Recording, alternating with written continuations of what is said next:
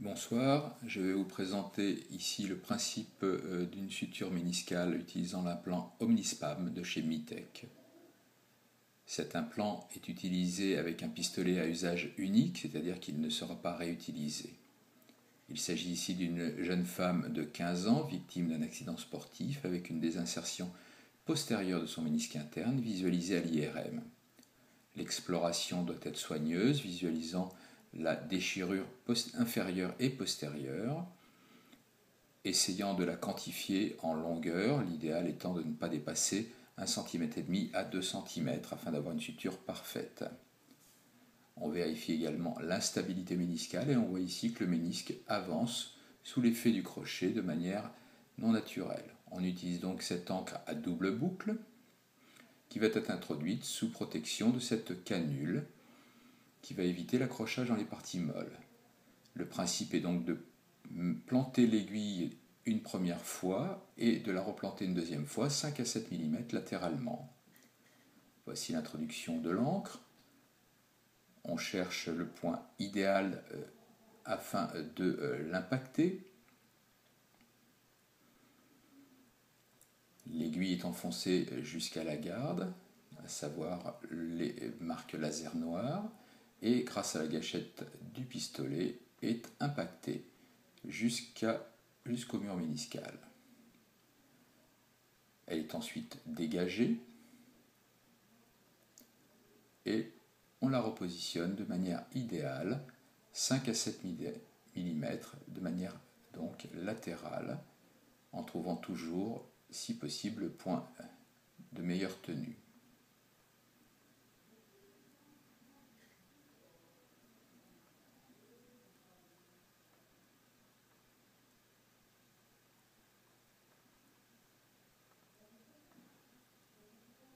Voilà.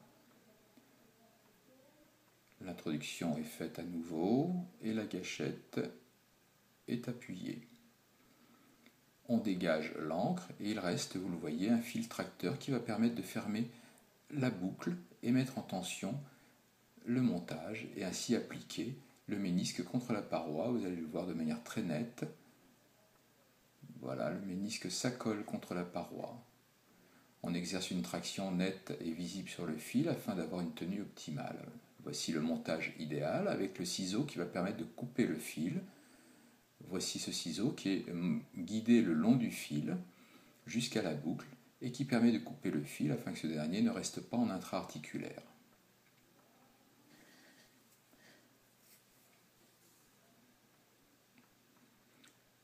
On teste à l'aide d'un crochet palpateur la qualité du montage afin de vérifier la bonne tenue du ménisque.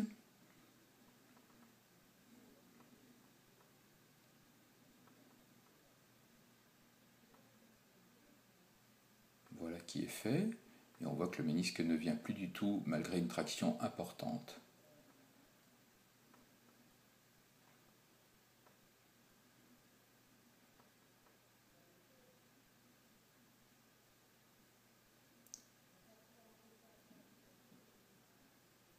Nous allons répéter une deuxième fois la manœuvre avec une mise en place d'encre qui sera beaucoup plus médiale, c'est-à-dire plus à l'intérieur du genou, plus postérieure, toujours avec le guide protecteur des parties molles qui apparaît à nouveau ici. L'encre va être glissée sous cette canule de protection, la voici, et nous allons à nouveau chercher le point d'entrée idéal.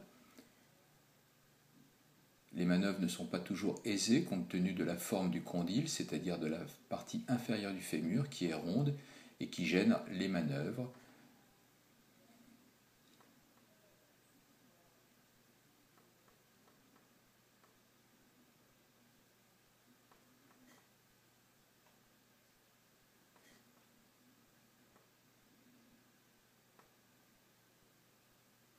Voilà, la première ancre est en train d'être mise.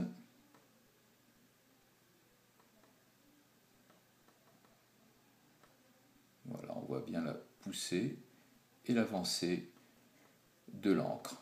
Voilà. On se latéralise de 5 à 7 mm, comme pour la première encre.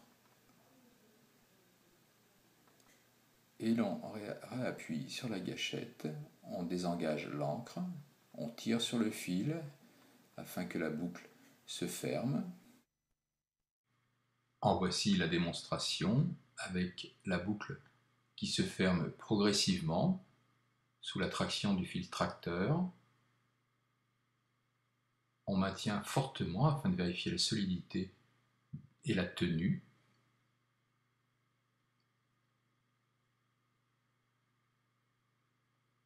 Le coupe-fil va être à nouveau amené le long du fil tracteur.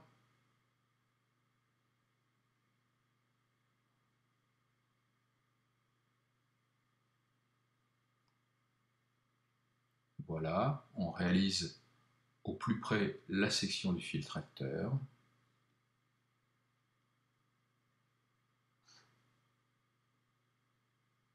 Et l'on teste une dernière fois la solidité du montage.